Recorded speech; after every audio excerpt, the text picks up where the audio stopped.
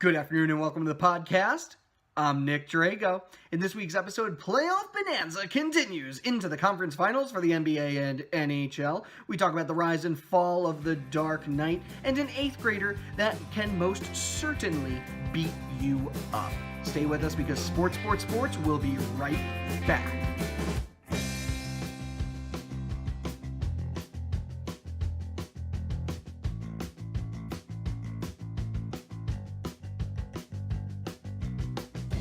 Beep beep, I'm a sheep. Welcome to another episode of Sports, where we provide all of the sports news and all of the sports entertainment. It's a happy day of mothers as we get into today's program. Be sure to wish your mama a happy Mother's Day. As many of you know, my fiance and I have been getting ready for a big move, so it's been a fun weekend of packing.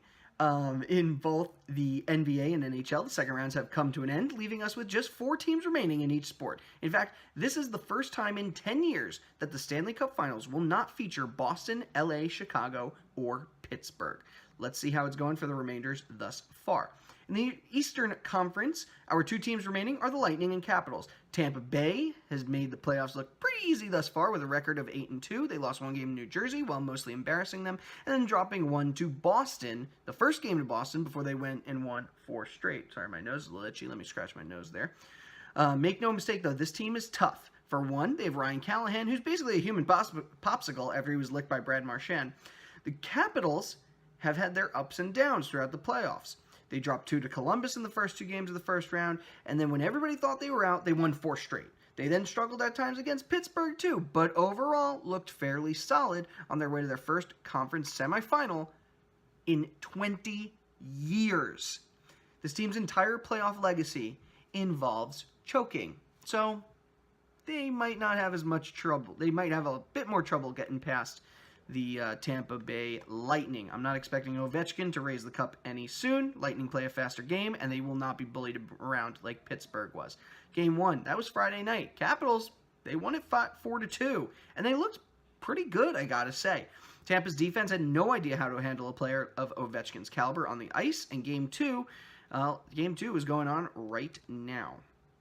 In the Western Conference, we have the Nashville Predators, who are out. Nashville Predators are out. It's the Jets. The Jets came in and won it. We also have the biggest Cinderella story in sports as the Golden Knights in their inaugural season made it to the Western Conference Finals. I can't stress enough how hard this team's fought. They won their division. They won 2 playoff series. And the best part is they're a team of spare parts and outcasts. Important to note, their best player is Marc-Andre Fleury, who was indeed a key piece in 3 Stanley Cup runs. However, he was only the starter for 1 of those 3 runs. And that 1 run was almost 10 years ago. So this is a hump he hasn't really been able to overcome in a long, long time. They play the Jets, who've been barreling through the playoffs with a superior attack. Now, the issue for Vegas here is that they aren't a high-scoring team. It's going to be tough for them to outgun Winnipeg, who, by the way, has never made it this far in their entire history. And that includes the previous incarnation of the Jets and this incarnation's time as the Atlanta Thrashers. Game 1 saw a few holes in Fleury's game. He allowed 3 goals in the first period, 4 overall. Dustin Byfuglien scored 65 seconds into the game, and you can guess how it went from there. Game 2, that is going to be on Monday. Now, it's not often that we discuss minor league hockey on this program, but I couldn't resist talking about the Lehigh Valley Phantoms. On Wednesday night, yes, the team that plays 5 short minutes away from my current residence, they played a game that lasted 5 overtimes. So it was a game in which the Checkers had complete control. They just couldn't get past the brick wall Alex Lyon, who stopped 94 shots. That's more saves than the amount of goals he's let in all season. Now, finally, after 7 periods and 146 minutes of play, the game winner came off the stick of Alex Krushelinski. Believe it or not, while the save total is impressive, it's actually 1 off from the record. So he didn't break a record with this one. The record's 98, and that's held by another from the Flyers organization, goalie Michael Layton, who played for the Albany River Rats at the time. And that's a little shout out to the River Rats, the team my fiance and her family grew up following. So perhaps after their playoff meltdown, the Flyers may want to call this Lions guy up for next season. I don't know. Just a thought. I'm not a GM, but I don't know. For the NBA, we basically got the two matchups that everybody wanted to see. In the Eastern Conference is a rematch between the Celtics and the Cavaliers. Now, both of these squads struggled in the first round, having to win in 7 and then cruised past superior opponents in the second round. Celtics lost their best players in Kyrie Irving and then barely beat the Bucks.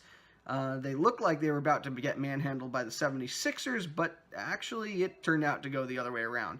Philly stuck around longer than expected, but nonetheless, Boston is proving that you don't need a superstar to be successful in this league. LeBron and the Cavs are the complete opposite. They're all LeBron James. Many laughed and scratched their heads after Cleveland overhauled the entire roster at the trade deadline. They didn't look good heading into the playoffs, honestly. But this team, they've held strong. They swept the far superior Toronto Raptors. And I'm sure Drake wasn't happy about that one. I guess in his words, it wasn't God's plan. It's a shame we don't get to see Kyrie versus LeBron, but that's okay. We can settle for what we've got. Game 1, complete meltdown for the Cavaliers. They lost 108-83. Cleveland was held to just 35 points in the first half. Now, in the West, the two best teams, Houston and Golden State. Rockets added a huge piece when they brought in Chris Paul in the offseason, and while many knew they'd be good, nobody expected them to be this dominant. Houston marched past the Timberwolves and the Jazz to get this far, but hasn't faced a team like Golden State in the playoffs.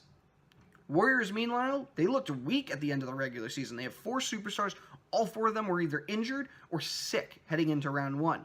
Over the course of the first and second rounds, though, all of them have progressively gotten healthier, including Steph Curry. Watching Curry get back on the court shooting threes was great to see. And then this team, they're going to be seeking their 3rd title in 4 years. Game 1 is tomorrow night. Can't wait for that one. And could the New York Knicks, be making a play at the King? We frequently reported on LeBron James' goodbye tour on this program, but laughably, the Knicks were never part of that equation. Turns out they called LeBron's agent Rich Paul prior to the signing of their newest head coach, David Fizdale. Fizdale was the assistant in Miami during LeBron's 4 years in South Beach. In fact, King James took to Twitter seeking answers after Fizdale was fired from the Grizzlies earlier this season. Over the course of the summer, we will be continuously ranking the top landing spots for the King, who has the potential to tip the scales of the NBA for years to come. Right now, the power rankings have Cleveland at number 1 to retain him because, well, after losing today, maybe they're number 2. But they're pretty high up there. Behind them are the Rockets, who are looking pretty good unless they completely bow out against the Golden State Warriors. Then you have Philly just behind the Rockets after their second-round exit. A lot of cap space, a lot of young talent. Knicks with the Fizdale hiring, and finally the Lakers. And only because they kind of have a weird situation going on with head coach Luke Walton. And, of course, you have Lonzo Ball's dad, who is probably going to be saying a whole lot of stuff to scare LeBron away. Any one of those teams, though, really could use the help of a 33-year-old superstar. Free agency this year, it's going to be quite a ride. And if you think there's another team that has a shot of enticing the King, email us, sports3xpodcast@gmail.com. All right, let's take a break. But please don't go anywhere, because when we return, it's baseball time. We're going to recap this weekend in the majors, plus Matt Harvey's move to Cincy. And, of course, our athlete of the week, who I'm guessing you haven't heard of. Keep with us, because sports will return.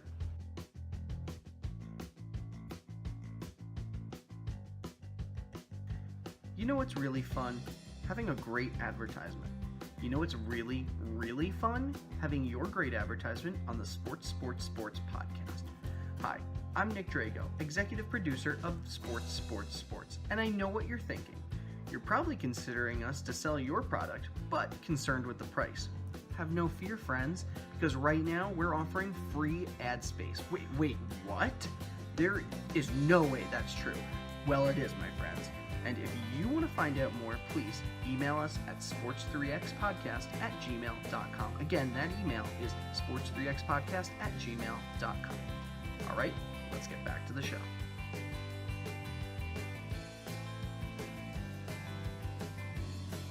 Now that the other two sports have narrowed themselves down to 4 apiece, it leaves us with more room to talk about baseball. Let's get into some of the bigger matchups from this weekend first, before recapping the rest of the league. Ah, yes, good old Chicago, one of the few cities that has the honor of hosting two baseball teams. This weekend, the two met at Wrigley Field in a north end of the Windy City. First off, I'll tell you right away, Chicago won all three of these games. The question is, what Chicago am I talking about? The Cubs, of course. Northside beat Southside in Game 1 with a score 11-2. Game 2's score was 8-4 with the Cubs again on top thanks to Wilson Contreras, his third home run in 2 days. And Game 3 went to the White Sox in a 5-3 win. The all-Texas matchup was down and dirty with the Astros trying to turn around from last week's misery.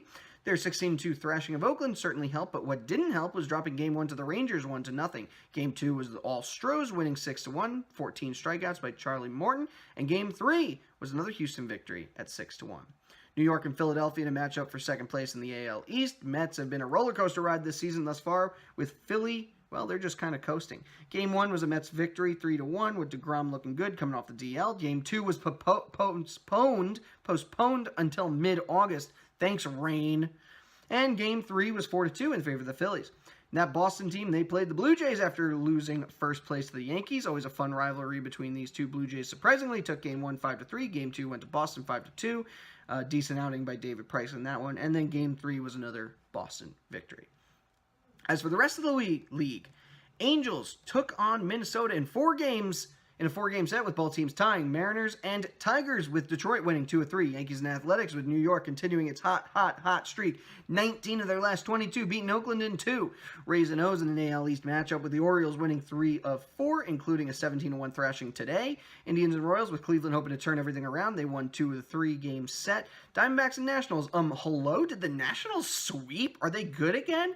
I don't know. Rockies and Brewers with Brewers winning 3 of the 4 games. Giants and Pirates looking good and trying to find footing. They're trying to find footing in the league with Pittsburgh coming away with 2.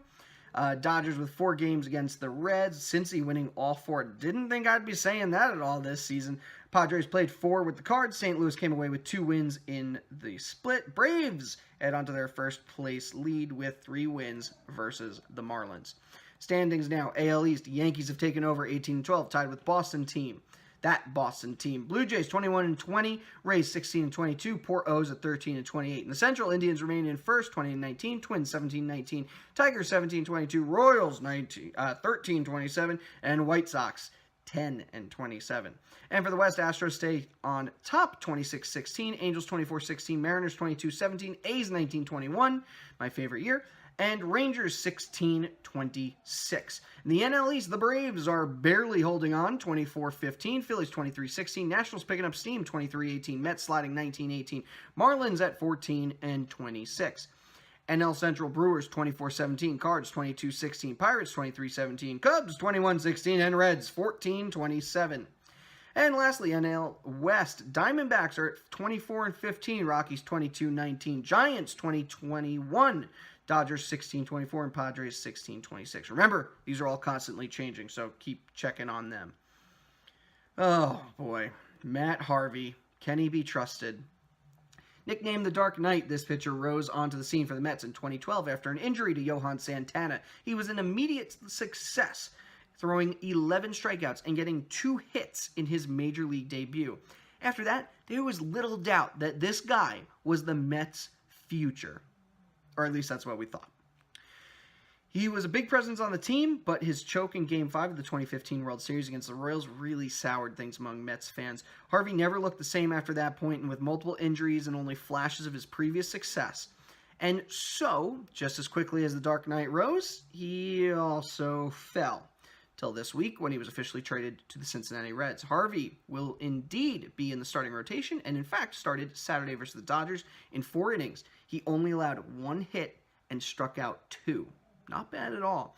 Maybe a change of scenery was all he needed. Now, Reds took him out early in the game just to manage his pitch count, and the Mets are probably kicking themselves.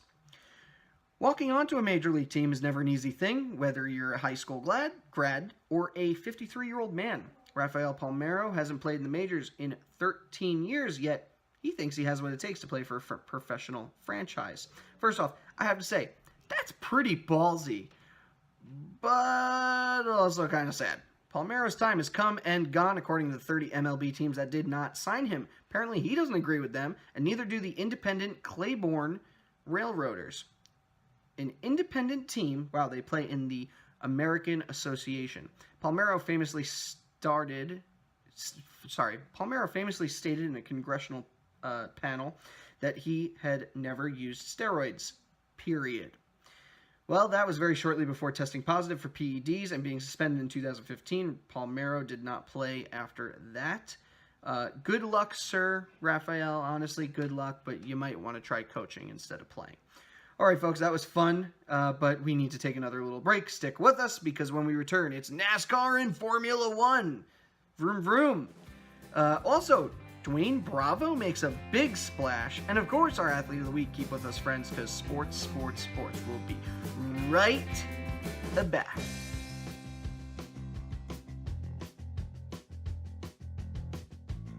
Ever wonder what your socks taste like?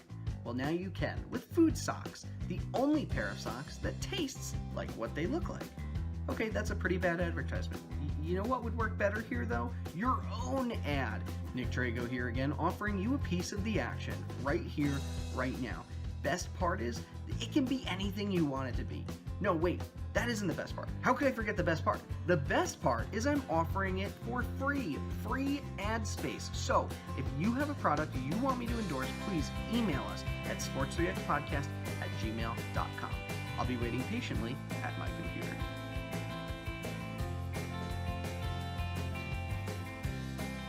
This weekend was the KC Masterpiece 400 at the Kansas Speedway. Kevin Harvick getting his 5th win of the season, but from a points total standpoint, he isn't higher than Joey Logano or Kyle Busch. And I'm sorry, but that makes no sense. The dude literally has 2 more races, 2 more wins than Busch, and 4 more than Logano. But obviously, points mean more in NASCAR standings. But I more or less subscribe to the Ricky Bobby motto: if you ain't first, you're last. Harvick wins his 2nd in a row in the come-from-behind victory. He was behind Ryan Blaney and Kyle Larson for most of the race. In fact, he didn't take the lead until the final lap.